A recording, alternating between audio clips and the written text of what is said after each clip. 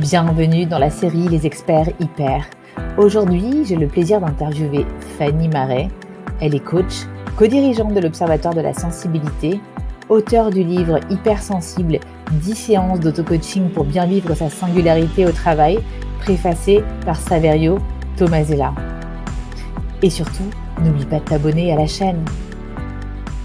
Bonjour à toutes et à tous, bienvenue dans cette nouvelle interview des experts hyper. Aujourd'hui, j'accueille Fanny Marais. Alors moi, je me présente, je m'appelle Sandrine Larive, je suis coach et hypnothérapeute et je suis spécialisée dans l'accompagnement des femmes à haut potentiel, des femmes multipotentielles, mais aussi des femmes hypersensibles. Et Fanny, justement, est spécialisée en tant que coach dans l'accompagnement aussi des hypersensibles, mais pas que, en particulier aussi pour les entreprises. Et on a des points en commun avec Fanny, c'est qu'on a passé pas mal de temps, entre 10 et 15 ans, dans des postes de marketing divers et variés. Et on a fait une reconversion professionnelle, justement, pour se tourner plus vers l'humain et le sensible. Et Fanny est aussi l'auteure du podcast, et c'est comme ça que je l'ai connue, Ma Résolution Coaching.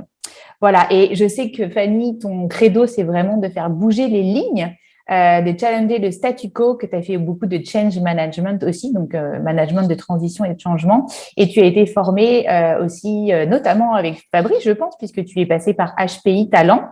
Et tu fais aussi tu as une certification pour faire passer des tests, des diagnostics en quotient émotionnel qu'on appelle des IQ. Voilà, j'espère que j'ai bien décrit tout ça. Et puis, je te laisse te présenter peut-être sur des points plus saillants et nous parler notamment de ton livre sur l'hypersensibilité au travail. Merci beaucoup Sandrine pour cette introduction, très très juste.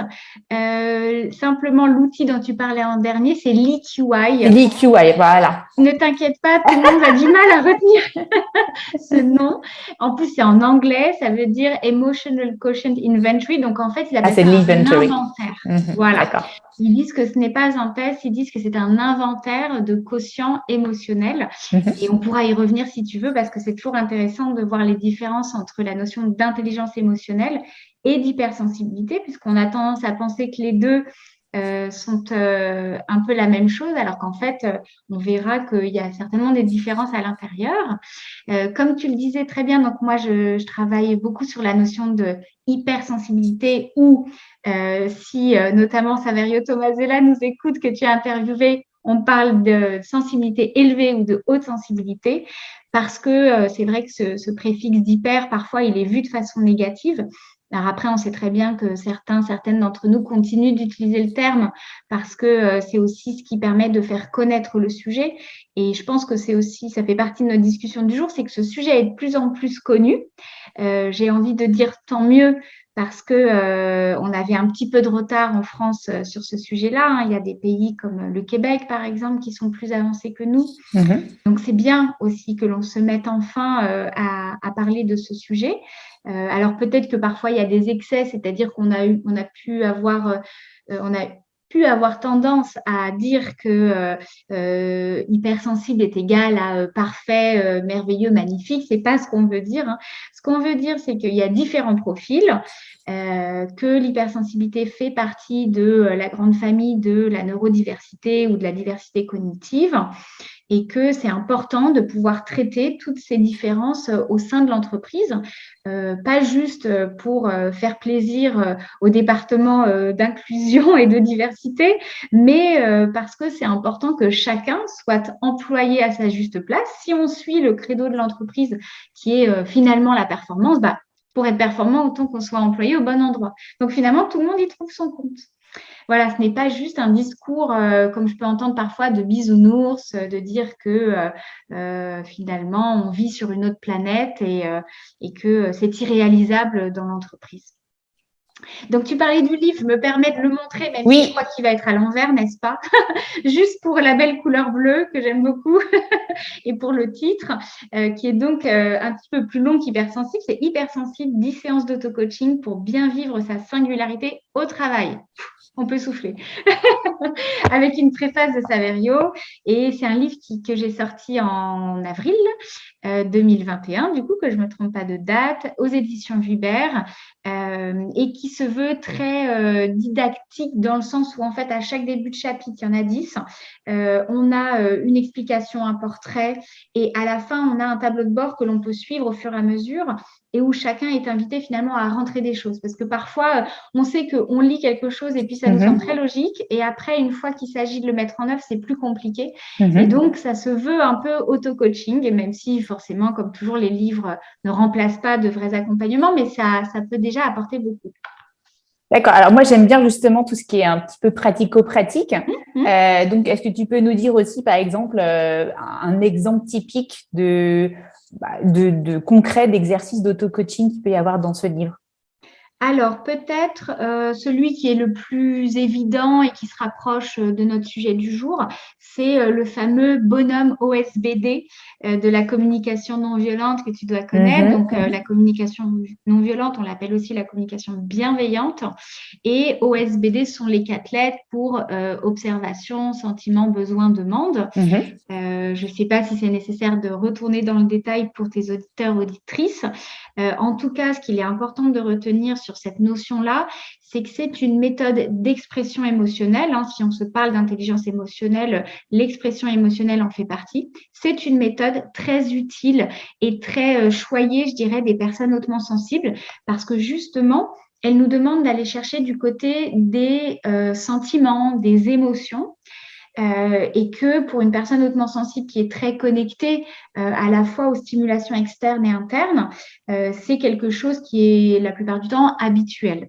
Donc, d'aller chercher ces sentiments pour ensuite les traduire à autrui, donc c'est là où le bas blesse souvent, c'est qu'on a souvent des profils hautement sensibles qui ne font pas ce pas-là parce qu'elles ont peur du conflit. Et donc, ça, c'est quelque chose sur lequel moi, j'essaye d'alerter le plus souvent possible parce qu'en fait, à force d'avoir peur de ce conflit, en fait, on le provoque. Parce que à vouloir trop être gentil, en fait, on ne dit pas les choses. Du coup, la cocotte minute est en train de bouillir. Au bout d'un moment, ça déborde. Donc, on fait preuve d'impulsivité. Alors qu'en fait, on aurait pu dire les choses au fur et à mesure, même si, en effet, il se peut que ce soit mal reçu en face. Mais en tout cas, nous, on prend notre part de responsabilité pour essayer de le traduire le plus correctement possible. Oui, puis c'est accepter aussi que l'autre puisse dire non. Et Exact. souvent, on a du mal, mais Oui. moi, je sais qu'effectivement, les outils de communication non violente, l'expression du besoin et donc l'expression des limites, c'est la clé pour les hypersensibles et au potentiel. Et d'ailleurs, beaucoup, beaucoup de gens. Je pense qu'à partir du moment où on a compris ça, dans sa vie personnelle, professionnelle, etc., tout se décante. Ça va beaucoup mieux. Oui, tu as raison de faire le lien avec les limites, c'est exactement ça. C'est comment finalement je fais preuve d'assertivité à un instant T et que je dis que là, ça, c'est pas possible pour moi, pour telle et telle raison. Je l'explique, je reste très factuelle. Mais en effet, c'est comme ça que je pose ma limite pour que ultérieurement, elle ne soit pas dépassée non plus. Absolument. Et Fanny, je voulais aussi, alors merci pour cet exemple. On parle dans cette interview d'aller vers un management plus sensible.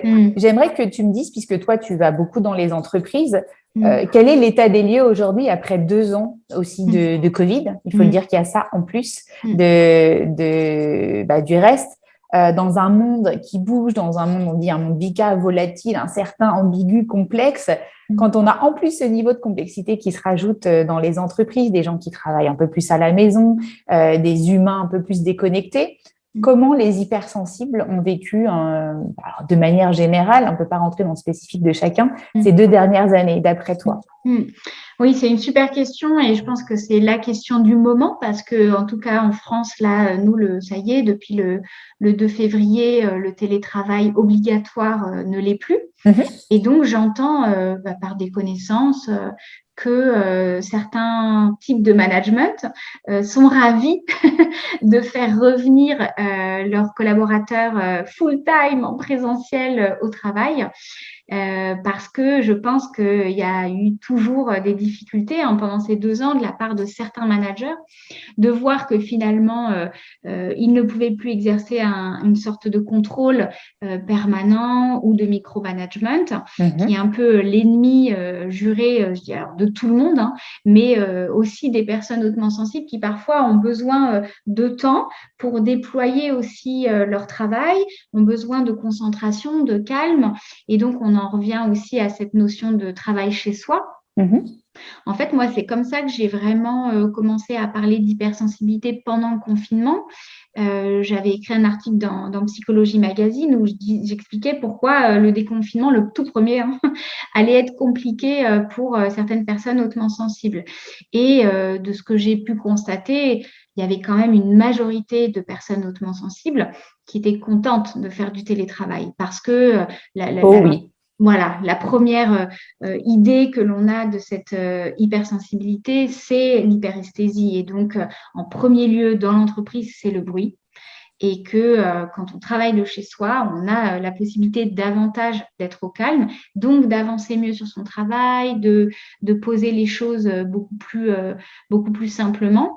Et en fait, ça a fait réfléchir un peu tout le monde là-dessus, même si moi, je le voyais déjà dans l'entreprise dans laquelle je travaillais précédemment. C'est-à-dire qu'au travail, quand on est, je veux dire, en physique dans les bureaux, on peut avoir des discussions informelles et faire avancer des sujets. On peut se renseigner plus facilement sur la stratégie d'entreprise. On peut échanger sur d'autres sujets que le travail avec des collègues au cours d'un déjeuner, par exemple. Mais quand on a besoin de vraiment travailler, c'est-à-dire d'aboutir, par exemple, une présentation ou un dossier où il faut se creuser un peu les méninges, on a beaucoup plus de facilité à travailler de chez soi. Moi, je sais qu'à l'époque, je le faisais très naturellement, en fait, alors qu'il n'y avait pas de télétravail vraiment dans mon entreprise. Mais il y a des matinées où je travaillais de chez moi pour être sûre d'arriver au bureau en ayant fini mon travail. Et ça, c'était déjà des moments où on se rendait compte qu'on travaillait beaucoup plus vite et que c'était beaucoup plus efficace. Donc, la modernité voudrait que l'on aille dans ce sens-là et que l'on y reste un petit peu. Et on voit d'ailleurs qu'il y a beaucoup d'entreprises qui ont saisi la balle au bond, qui se rendent compte en effet qu'il y a plus d'efficacité de la part des salariés parce que je reviens à ce que je disais dans l'introduction, on n'est pas en train de se dire que c'est pour que simplement tout le monde se sente mieux. Si on est cynique, si les gens se sentent mieux, ils vont mieux travailler. Or, quand on a une entreprise et qu'on doit faire du chiffre d'affaires, bah, on veut que les salariés travaillent au mieux.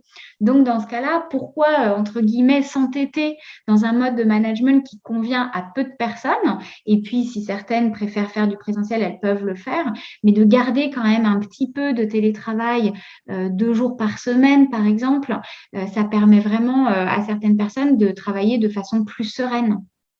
Absolument. Moi, j'étais dans une entreprise qui était déjà comme ça avant, où on avait la possibilité de le faire parce que environnement international, des horaires très différents. Les gens aussi commençaient à des horaires très différents, plutôt selon leur biorhythme, des gens qui étaient là à 5 heures du matin, d'autres à 8 ou 9, et ça ne posait pas de problème. Et ça, c'est intéressant aussi, c'est que je pense que le télétravail, alors je ne sais pas comment les gens ont fait, mais il y a peut-être des gens qui ont eu plus de sas de décompression, important pour les hypersensibles, entre deux réunions, avoir un endroit où pouvoir exprimer un peu plus ses sentiments que les retenir au boulot. Surtout au travail où on dit souvent les émotions ne sont pas forcément les bienvenues. On entend des choses comme laisse tes problèmes à la maison. Là, au moins, à la maison, on y est déjà. Donc, on peut mixer tout ça et surtout vivre à son biorhythme. Moi, je sais que quand j'ai commencé aussi à faire du télétravail, je me suis autorisée un quart d'heure de sieste le midi ou l'après-midi et ça allait beaucoup mieux. Exactement. Non, tu as complètement raison là-dessus. Je le constate aussi dans les accompagnements, je ne sais pas si c'est le cas aussi pour toi, mais il y a beaucoup de personnes qui ont envie de maintenir l'accompagnement à distance. Moi, j'ai vu du côté des personnes hautement sensibles qu'il y avait parfois une libération émotionnelle plus simple à distance parce qu'on est dans son environnement avec son mug de thé ou de café, avec des fringues dans lesquelles on se sent bien. Comme des rituels, en fait. Exactement, ses propres odeurs. Donc, on n'est pas perturbé par le parfum de la coach ou par, je ne sais pas quoi, ce qu'il y aurait dans le local de la coach. Et donc, il y a beaucoup de personnes qui ont envie aussi de maintenir ça. Et moi, je me dis, c'est comme dans toute crise, on apprend toujours et on garde toujours des choses positives. Et là, ce serait bien de pouvoir garder des choses au niveau environnement de travail qui nous permettent finalement, là encore, de voguer vers un peu plus de modernité. Parce que ce que tu disais précédemment, je l'entends parfois en EQI, C'est-à-dire qu'il y a une confusion qui est faite entre ressentir des émotions au travail et parler de soi, étaler sa vie personnelle au travail. Ça n'a rien à voir. En fait, mais ça, toi, tu le sais, mais on ressent des émotions toute la journée, que ce soit au travail ou à la maison. Donc, on ne dépose pas la tête à l'entrée du bureau le matin.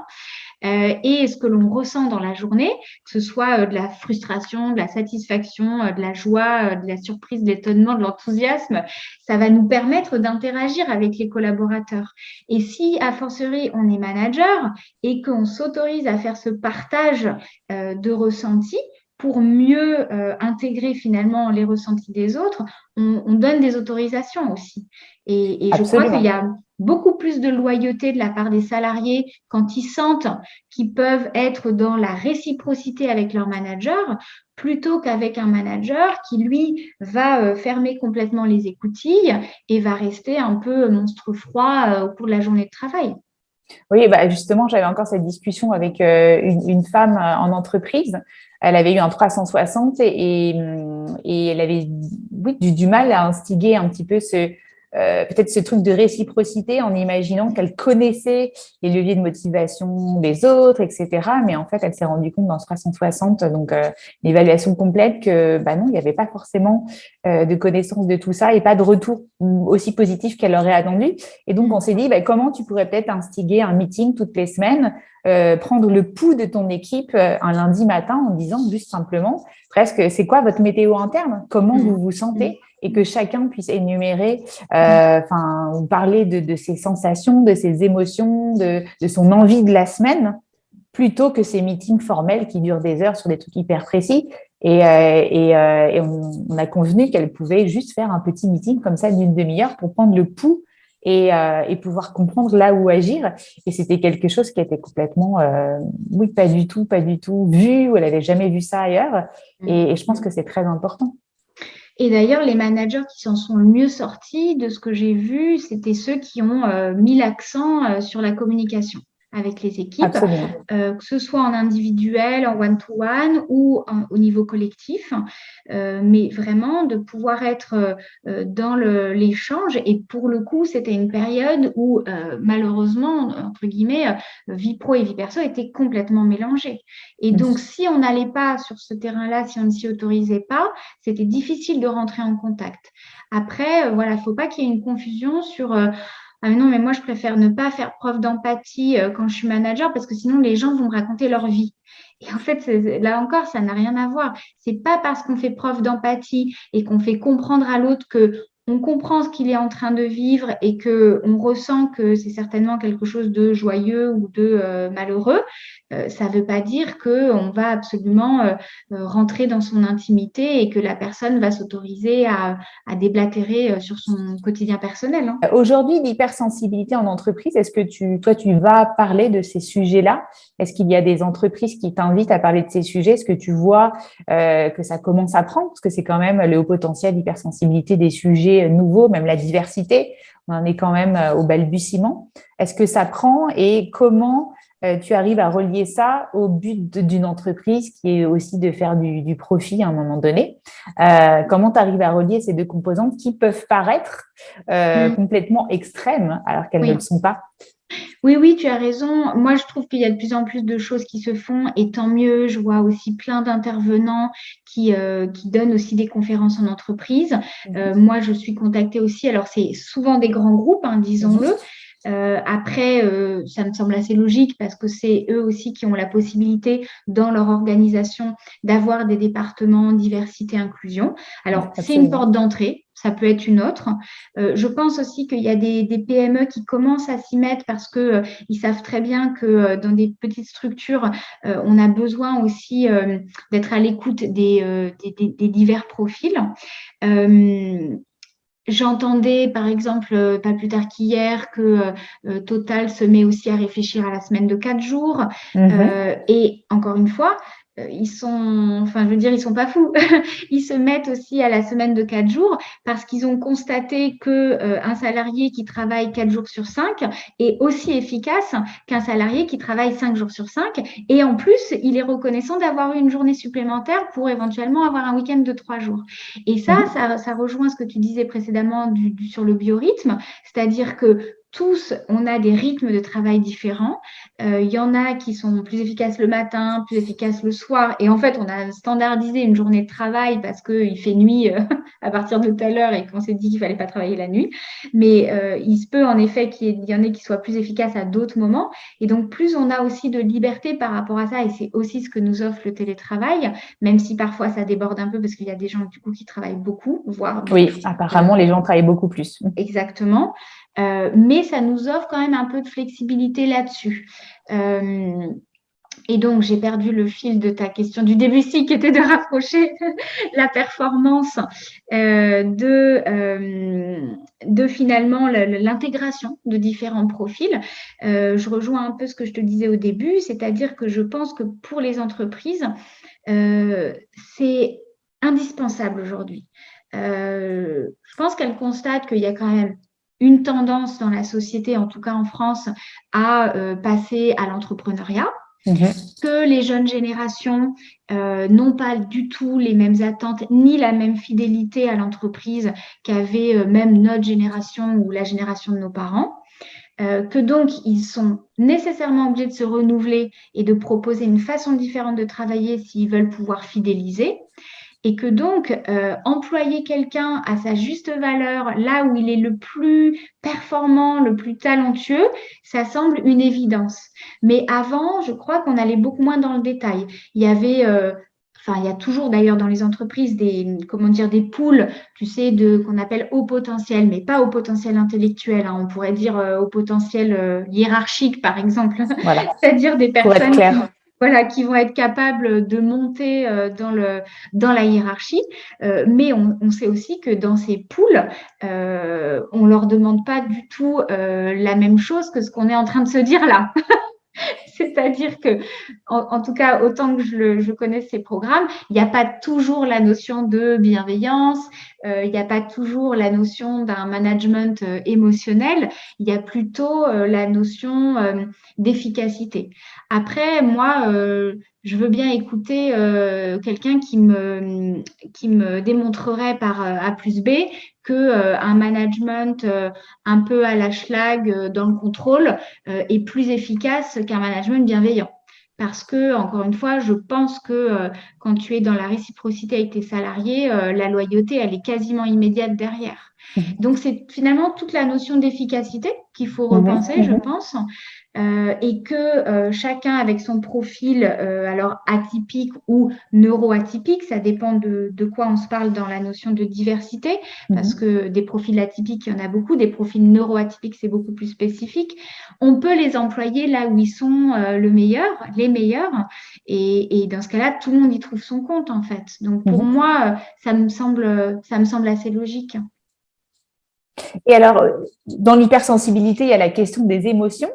J'avais vu une statistique qui disait que 84% des Français disent réprimer leurs émotions au travail pour paraître heureux. Donc, il y a cette notion de paraître. Et ça, c'est quelque chose qui revient aussi beaucoup dans mes coachings. Si je parle de moi, de mes émotions, de ma vulnérabilité, même en tant que femme, que je dis que j'ai des problèmes, je suis maman et du coup, j'arrive pas à m'organiser. Eh bien, du coup, je vais paraître pour quelqu'un qui est plus faible, etc.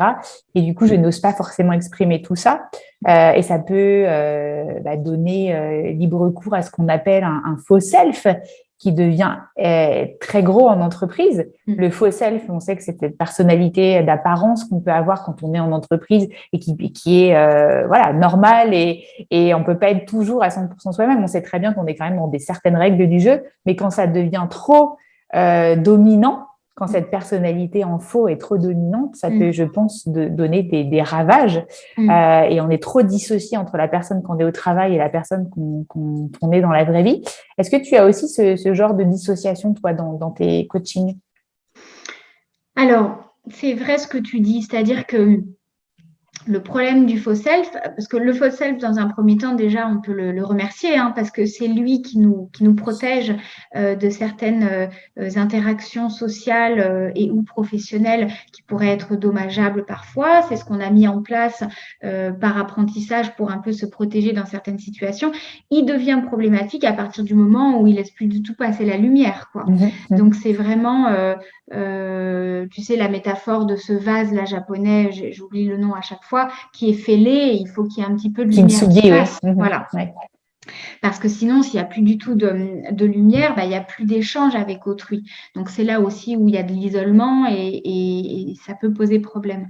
Maintenant, il est vrai que je pense qu'il est quand même important de dire à certaines personnes hautement sensibles qu'il faut quand même qu'elles arrivent à avoir un mécanisme de protection parce que sinon, elles vont se faire cabosser. Il y a un moment, on doit nécessairement observer son environnement quand il est nouveau. On doit nécessairement, comme quand il y a des sables mouvants, s'appuyer sur le sol pour voir à quel moment ça va craquer. Donc, on ne peut pas y aller en toute transparence. Ce qui peut être parfois un peu une tendance, alors peut-être plus du côté des personnes à haut potentiel intellectuel, c'est d'être aussi dans une certaine forme de transparence d'immédiateté qui fait que parfois il y a une protection qui baisse un peu et ensuite il y a le boomerang qui revient en retour. Et donc, je pense que le faux self, il devient problématique quand il est trop rigide. Il faut arriver à avoir ses propres mécanismes de protection quand on est dans l'entreprise pour ne pas se faire cabosser. Et puis voir, j'imagine, hein, par rapport à la structure dans laquelle on est, si justement on peut aller sur ce terrain plus émotionnel, d'un management plus sensible qui intègre finalement la notion de vulnérabilité, parce que celle-là, elle est beaucoup plus présente aussi dans les pays anglo-saxons, puisque nous, en France, depuis qu'on est petit, on nous pose une question, soit c'est faux, soit c'est juste. Donc, c'est toujours les bons points, le vrai ou le faux. Et donc, au bout d'un moment, il y a des gens qui n'osent plus. Donc, finalement, on n'ose pas penser différemment, proposer des solutions innovantes et on s'enferme et tout le monde s'éteint dans ce cas-là. Donc, de nouveau, on perd l'objectif qui est celui de pouvoir peut-être emmener l'entreprise à un autre endroit, mais il y a des entreprises qui ne veulent pas être emmenées à un autre endroit, hein. Donc, c'est là où il faut faire attention aussi quand on rentre dans une nouvelle entreprise, c'est est-ce que finalement, c'est vraiment cet environnement et cette structure qui me convient. Et donc, bien connaître ses valeurs. Aussi, ça, c'est primordial. Ouais. Alors, on va peut-être parler aussi des personnes hypersensibles en entreprise pour connaître un petit peu leurs caractéristiques, comment ça se passe en général et surtout expliquer à des personnes qui manageraient des personnes hypersensibles quels sont les atouts qu'on peut trouver chez ces personnes et pourquoi ce sont des personnes indispensables dans une équipe, par exemple. Alors, j'avais mis de côté un extrait de livre, moi, qui me plaît beaucoup et dont on entend peu parler. Il date déjà de 2015 de mémoire. J'avais pris sous les yeux un extrait parce que je trouve que ça illustre pas mal ce que tu me demandes à l'instant. Donc, c'est un extrait du syndrome du poisson-lune d'Emmanuel Druon. En fait, c'est un entrepreneur. Hein, si vous faites Google, vous trouverez des infos sur lui. Il a monté pas mal de boîtes avec des valeurs vraiment, pour le coup, philanthropiques. Et c'est une amie qui m'avait parlé de cet extrait. Moi, je le trouve magnifique. Je le coupe un peu simplement pour qu'il réponde à ta question. Il dit, donc lui, il était dirigeant d'entreprise. Hein, il dit, pourquoi devrais-je renoncer à cette part si importante de ma personnalité, la sensibilité, l'émotivité, au moment de prendre la direction de l'entreprise? Et un peu plus loin, il ajoute, pour moi, la sensibilité donne accès à un niveau de réflexion approfondi qui évite de passer à côté des individus que l'on fréquente sans les voir. Ressentir est une ressource indispensable de la qualité relationnelle que l'on établit, éprouver aussi. Donc là, je trouve qu'il illustre bien le fait que cette sensibilité, c'est ce qui nous permet d'être en lien. Donc, ça fait aussi le lien avec ce qu'on vient de se dire juste avant sur le faux self et le fait que parfois on s'isole tellement qu'en fait on se coupe de ce relationnel. Donc il faut arriver à trouver le juste milieu Mais lui, je trouve qu'il illustre bien ce lien-là. Et un peu plus tard, il dit je suis extrêmement inquiet de voir que l'on peut confier des responsabilités à des personnes qui revendiquent de n'avoir pas d'état d'âme. Je pense que c'est la porte ouverte aux décisions les plus brutales. Et dans un autre passage, il disait que du coup, il avait l'habitude de dire en entreprise, moi, je suis un état d'âme. Et en fait, je trouve ça formidable. Je l'avais cité dans mon livre parce que je trouve qu'en fait, plus on a d'exemples comme ça, de personnes qui sont entrepreneurs, qui osent dire que en tant que dirigeant d'entreprise, ils proposent ce genre de management, eh bien, plus on va arriver à se rendre compte qu'en fait, efficacité, performance économique, si c'est ce qu'on recherche, mais bon, on est dans un monde où, malheureusement ou heureusement, ça dépend des points de vue de chacun, je ne rentre pas là-dedans, mais c'est ce qu'on attend d'une entreprise. Et donc, dans ce cas-là, encore une fois, les intérêts se rejoignent. C'est simplement parfois une question de définition et de ce qu'on entend par un management sensible. Et, et on parle aussi de cette notion un petit peu de clairvoyance. Quand on est hypersensible aussi, on a peut-être un peu plus d'intuition parce qu'on est en lien avec tout ce qui se passe autour de manière plus intense. Est-ce que ça peut être aussi quelque chose qui est perçu comme négatif quand tu sais, parfois, on a des intuitions que les choses vont arriver. Moi, je travaillais aussi avant dans tout ce qui était tendance.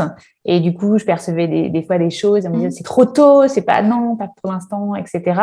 Et puis après, certaines personnes peuvent avoir l'impression d'être des lanceuses d'alerte.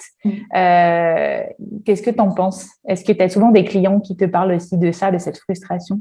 Oui, complètement. Tu l'as très bien résumé, en fait. J'en parlais dans le livre, c'est le fameux syndrome de Cassandre, en fait, qui annonce des choses qui vont se produire. Et puis, parfois, on n'a pas envie de les entendre. Parfois, c'est pas le bon moment. Parfois, c'est trop tôt. Sauf que les personnes, alors hautement sensibles, mais aussi à haut potentiel, vont avoir une facilité peut-être à anticiper le résultat final et donc à voir ce qui devrait être fait, mais parfois de façon tellement rapide que d'autres ne sont pas préparés à l'entendre. Et donc, en effet, malheureusement, il est courant que ces personnes se fassent soit piquer leurs idées au bout de quelques temps parce qu'elles l'auront peut-être partagé à quelqu'un à qui il ne fallait pas le partager, et après, ça dépend de ce qu'on veut faire. C'est-à-dire que si c'est OK pour nous que quelqu'un se soit attribué la paternité d'une idée parce que ça fait avancer l'intérêt général, moi, je me souviens d'une cliente au moment où je t'en parle qui me disait ça. Elle me disait, moi, ça m'est égal. Du moment que ça fait avancer globalement, je suis OK avec ça. Et puis d'autres vont être terriblement frustrés de voir que finalement, on ne les a pas entendus, on ne les a pas compris à ce moment-là, et d'autres personnes s'en sont servies ultérieurement. Donc, en effet, ça provient bien certainement de l'intuition, du fait de ressentir les choses. Et ce qui est terriblement compliqué à expliquer, c'est que c'est un ressenti, c'est que c'est une intuition. Et donc, une intuition, par définition, c'est compliqué de l'expliquer. Donc parfois, c'est une question de confiance. Et quand on a une bonne écoute de son manager, par exemple, ou d'une personne hautement placée dans l'entreprise, ça peut être intéressant pour les personnes très intuitives parce que du coup, elles vont pouvoir mettre à profit leurs intuitions, même si ce n'est pas elles qui vont les divulguer. S'il y a une vraie relation de confiance, par exemple, avec le numéro 1, ça peut être intéressant comme binôme.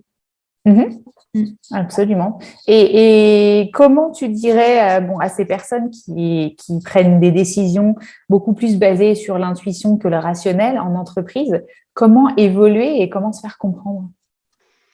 Moi, j'ai tendance à penser que c'est bien d'avoir un petit peu des deux. C'est-à-dire que l'intuition, ça va permettre d'aller assez rapidement et de se dire, voilà, je pense que c'est ce vers quoi il faut qu'on tende.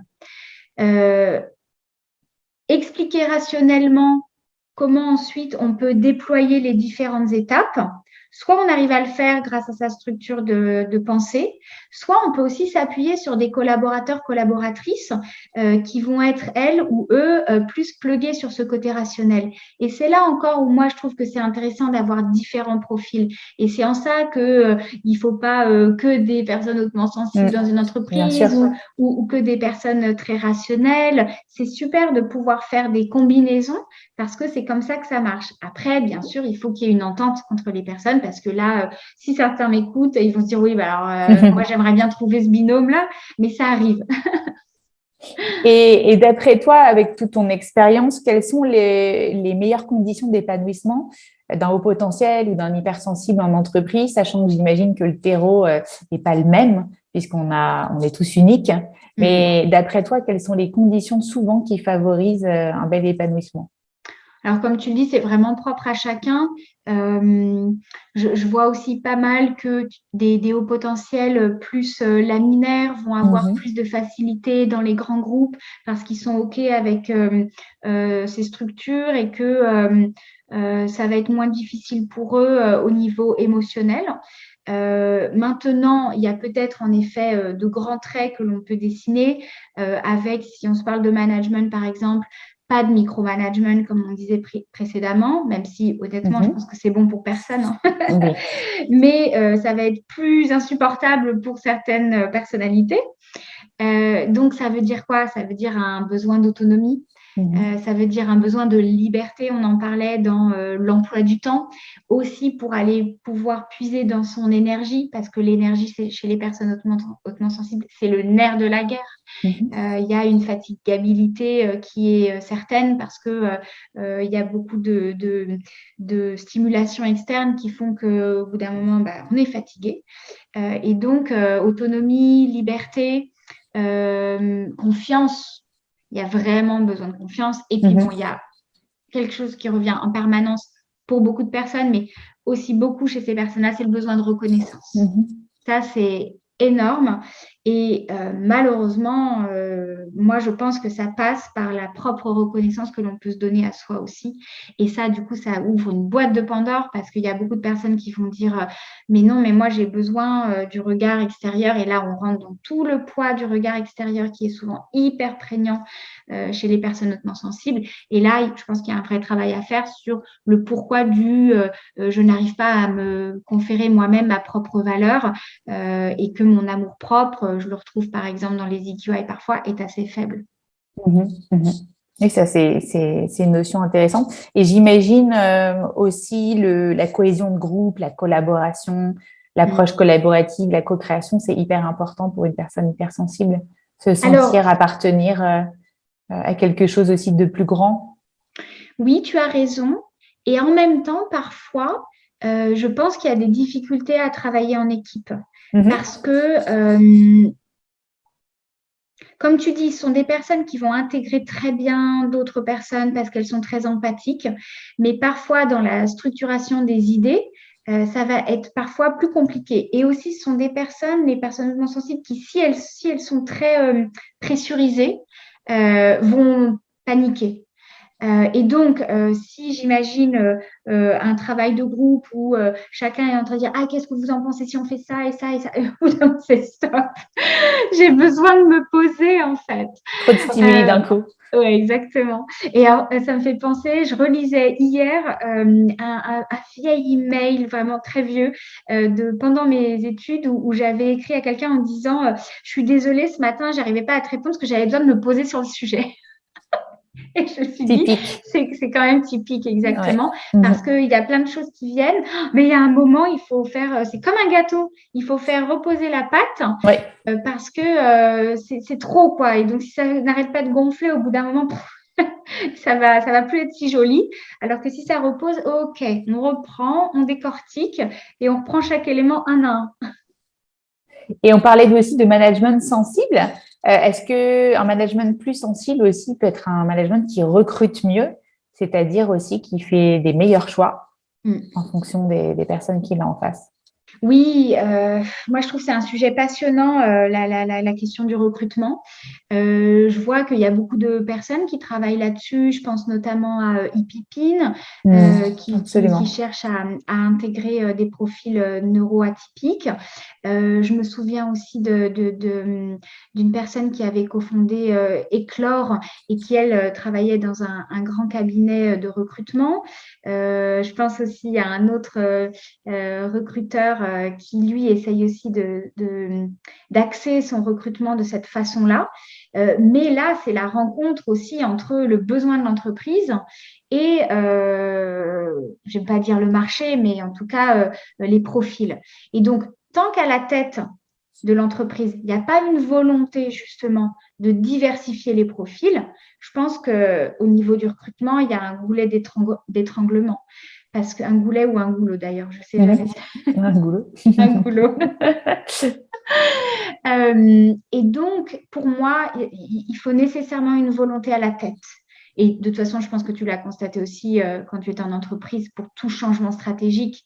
Si tu n'as pas un leadership ici, tu pourras difficilement faire avancer les choses en interne, quoi. Donc, le recrutement, c'est le nerf de la guerre, mais c'est peut-être pas le plus facile à activer en premier. Tu penses que qu'est-ce qui est le plus facile à activer en premier? Je pense que c'est à l'intérieur de l'entreprise et c'est en ça que comment ils appellent ça, les réseaux internes jouent tout leur jeu. Tu sais, tous ceux qui sont chez Airbus, Oui. Orange, toutes ces grandes entreprises où on essaye justement de diffuser la bonne parole en interne, en tout cas d'ouvrir les mentalités à cela, parce que, par exemple, tu peux avoir une collègue qui n'est pas elle-même neuroatypique, mais dont l'enfant est neuroatypique. Et donc, dans sa vie personnelle, elle connaît ce sujet. Et donc, elle va certainement être ouverte à soit l'entendre du côté de sa collègue, soit peut-être s'intéresser au sujet, parce que ça peut aussi, à titre personnel, l'intéresser. Et donc, toutes les conférences qui ont lieu en interne, les ateliers, toute ces tentatives de faire de la pédagogie autour du sujet, moi, je trouve que c'est une bonne porte d'entrée pour commencer en fait à diffuser l'idée. Et ensuite aussi, c'est comme ça que les profils vont être attirés dans ces entreprises parce qu'ils vont entendre qu'il y a aussi des réseaux internes et que du coup, ils vont pouvoir peut-être mieux mettre en œuvre leurs spécificités. Oui, absolument. Et pour conclure aussi, j'aimerais bien qu'on parle un peu plus de comment, d'après toi, développer une culture plus sensible et du bénéfice aussi de le faire, puisque, comme on dit, si on s'occupe des hypersensibles, on nivelle tout vers le haut, puisque qui peut le plus peut le moins, et à quel point aussi ça peut aider à lutter contre tout ce qui est risques psychosociaux, burn-out, etc.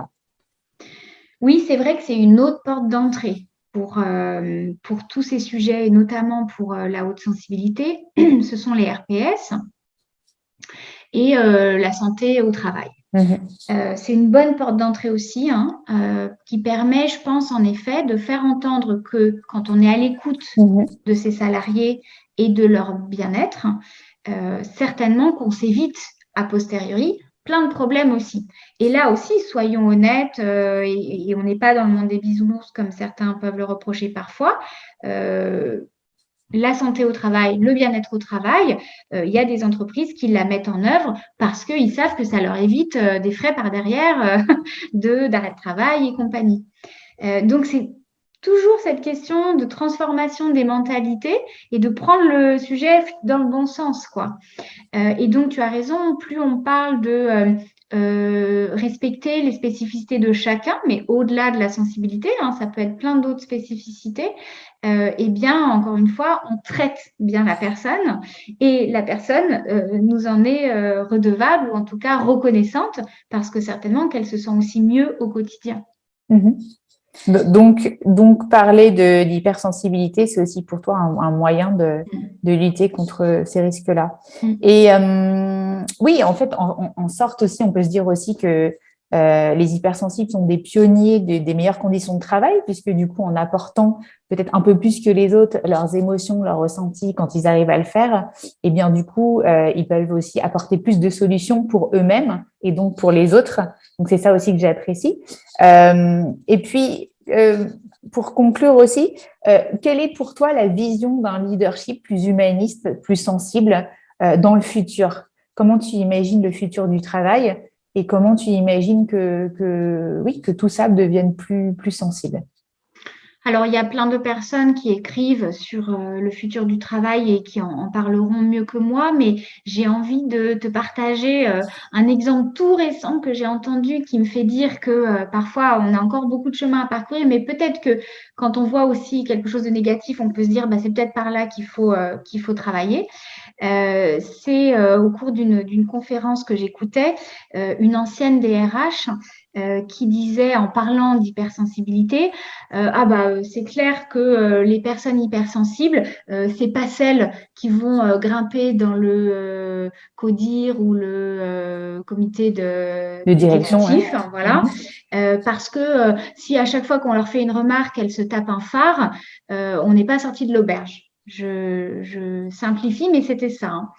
Et donc, je me suis dit, bah, en fait, il est là le problème. C'est qu'en fait, on promeut, en tout cas dans cet exemple-là, aux plus hautes sphères de l'entreprise, des personnes qui vont avancer très vite, très fort. Alors ça, très bien, mais ça ne veut pas dire que si une personne rougit en réunion, qu'elle n'est pas capable de faire preuve d'affirmation de soi, qu'elle n'est pas capable de prendre des décisions rapidement, qu'elle n'est pas capable de créer un collectif qui avance avec elle. Donc, je trouve qu'on est encore un petit peu trop dans le cliché là-dedans et Absolument. que, en effet, si on revient à cette histoire de haut potentiel hiérarchique en entreprise, il y a parfois une dissonance entre ce qu'on pourrait proposer au top de l'entreprise et qui serait peut-être bien différent de simplement quelqu'un qui écrase un peu les autres, qui n'a pas peur de crier. Voilà, moi, si je vais dans le cliché aussi, on peut aller dans ce sens-là, c'est-à-dire que est-ce qu'il faut nécessairement être un killer, une killeuse pour être dans le comité exécutif d'une entreprise? Oui, c'est une super bonne question parce il y a encore beaucoup de phrases. Je pense que certaines femmes ont là-dessus. Tu maternes trop, t'es trop douce, du coup, tu peux pas être performante, t'es trop sensible, etc. C'est vu comme une faiblesse, effectivement, encore beaucoup. Donc oui, si on continue à sensibiliser sur ce sujet, je pense que ça ira mieux. Et quel message tu aurais pour toutes les femmes de cette audience qui t'écoutent aujourd'hui pour mieux apprivoiser leur hypersensibilité en entreprise? Qu'est-ce que tu leur dirais pour conclure? Alors, si on réfléchit spécifiquement aux femmes, hein, je sais que tu as interviewé aussi Fabrice Michaud, c'est ce qu'il dit aussi, Exact. c'est la double peine. La fameuse. C'est-à-dire que voilà, déjà que en tant que femme, parfois, on peut nous reprocher dans l'entreprise d'être trop à l'écoute, trop empathique, trop gentille, même si parfois je ne sais pas ce que ça veut dire. Alors c'est encore plus compliqué si du coup il y a cette sensibilité. Donc c'était un peu la caricature que disait cette DRH ce matin de si dès que je te fais une remarque, tu deviens rouge. Alors par exemple, là, ce qui est dommage, c'est que ce soit une femme en plus qui en parle ainsi et une ancienne DRH, parce que du coup, on pourrait aussi voir les choses autrement.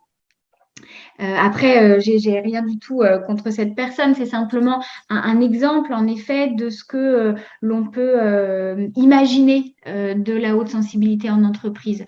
Heureusement, aujourd'hui, il y a des hommes qui prennent la parole aussi sur ce sujet.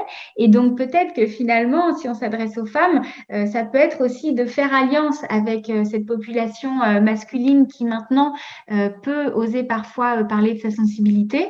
Et il y a certainement une belle alliance à trouver ici parce que finalement, parler du genre, ça peut être aussi problématique. Donc, pourquoi ne pas parler de sensibilité au sens large? Et de se dire que ce soit du côté de la femme ou du côté de l'homme, il y a des choses magnifiques à apporter, et notamment en entreprise. Oui, et c'est marrant parce que on me pose la question souvent, est-ce qu'il y a des hommes qui viennent te voir? Effectivement, il y a beaucoup d'hommes qui regardent la chaîne et qui me disent timidement, écoute, je me reconnais tellement dans cette sensibilité. Est-ce que tu travailles avec des hommes? Mais bien sûr. Et je pense que ça parle à tout le monde, peu importe l'angle qu'on a, et que la double peine, elle est aussi pour les hommes. Quand on a appris depuis qu'on est petit à tu ne dois pas pleurer, tu ne dois pas montrer d'émotion et encore plus au travail. Je me demande si c'est parfois pas encore plus dur. Voilà, bon, en tout cas, merci beaucoup, Fanny. Merci à toi. Sachez que vous pouvez retrouver Fanny sur son podcast. Je ne sais pas s'il y a des podcasts qui sortent à des moments réguliers ou si c'est un petit peu selon ton… C'est une bonne question. Au début, j'avais l'ambition d'être très régulière. Ok. Et puis, ça a volé en éclats très rapidement. Mais j'étais très à l'aise avec le fait que ça vole en éclats parce que je me suis dit qu'en fait, j'avais un tel plaisir à le faire que je voulais que ça reste ainsi. Et que du coup, je suis beaucoup plus allée après sur des interviews comme tu le fais toi, mais simplement avec la voix. Et donc, dès que j'en ai l'opportunité, je le fais, mais aussi parce qu'il y a un coup de cœur et que j'ai très envie de mettre en avant quelqu'un, un livre, voilà, une activité en particulier. Donc, il n'y a pas de régularité du tout. Ouais, et ça, je pense que pour le potentiel et l'hypersensibilité, garder justement le plaisir et le sens, c'est essentiel. Moi aussi, des fois, dans les vidéos, il y a des moments où je perds le plaisir et le sens et je préfère m'arrêter et repartir sur un bon trend, enfin, voilà, que de continuer. Voilà. Donc, c'était le message. Eh bien, merci beaucoup, Fanny. Je recommande vivement de lire ton livre et puis de faire les exercices d'auto-coaching. C'est plutôt sympa. Et puis, évidemment, ce qu'on recommande à tout le monde, c'est de suivre un accompagnement. Si vraiment vous êtes dans une problématique qui vous empêche d'avancer, où il y a, comme on parlait tout à l'heure, une dissociation trop forte ou quelque chose qui ne va pas, le mieux, c'est de se faire aussi accompagner pendant quelques temps, de refaire le point, de remettre les choses dans l'ordre et de revoir comment oser être pleinement soi, même au travail. C'est super important. Merci pour tout ton travail. Merci à toi, Fanny, et puis à très bientôt. À bientôt. Au revoir à toutes.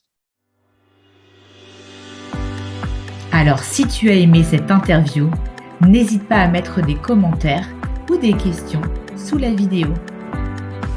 Et n'hésite pas à t'abonner à la chaîne et utilise la cloche de notification pour recevoir régulièrement tes vidéos d'experts.